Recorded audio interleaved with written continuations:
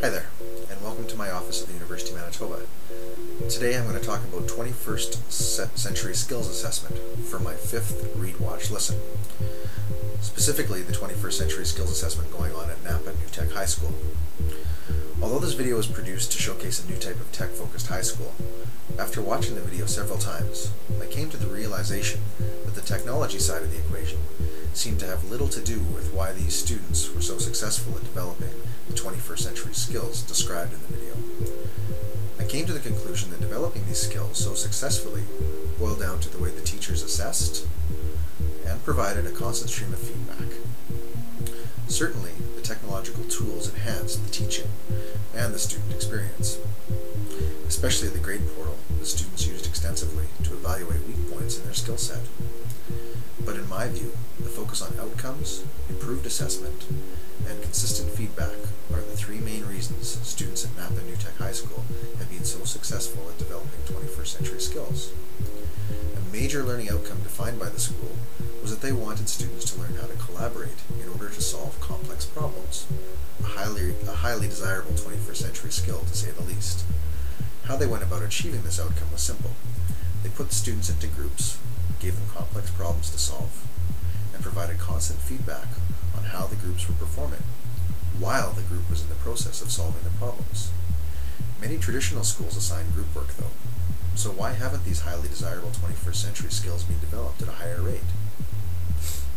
My feeling is that the key to the success of this program, and what they do differently, is that they provide consistent assessment and lots of regular feedback before the end of the assignment.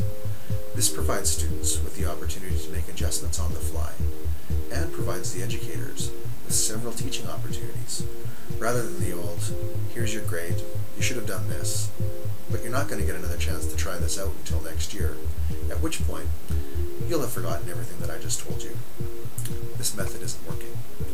In today's world, we're often asked to work as part of a committee to solve an organizational problem.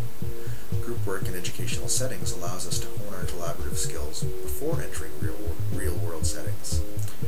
Like most ideas we come across in this course, in order for this idea to take hold, it's going to take a shift in the way teachers present and assess course material. Could the days of providing feedback twice a term be fading away?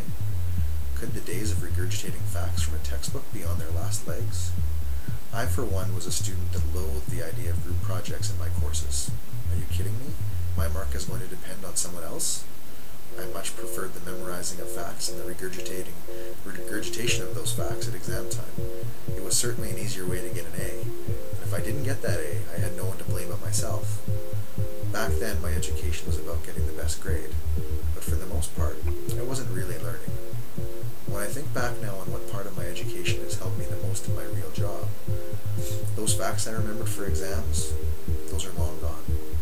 It's the courses where I learned to work with others as part of a group, the courses that forced me to the front of the class to make a presentation, and the courses that taught me about communication that I rely on most today. Those sound an awful lot like 21st century skills to me, and I'm thankful that I've got them. I did several courses in university that required group projects, and certainly gained invaluable experience and developed many important skills along the way, despite the absence of ongoing assessment and feedback, such as what happens at Napa New Tech High School. I believe that if I was able to learn in a model with greater input and feedback from the educator, I would have developed my skill set to a much higher degree. Improving how we assess, provide feedback, and design curricula based on outcomes that produce the skills we look for in tomorrow's employees will have students in all disciplines entering the real world with the skills today's employers seek. Thanks for listening. I hope that you enjoyed my 5th and final Read, Watch, Listen comment.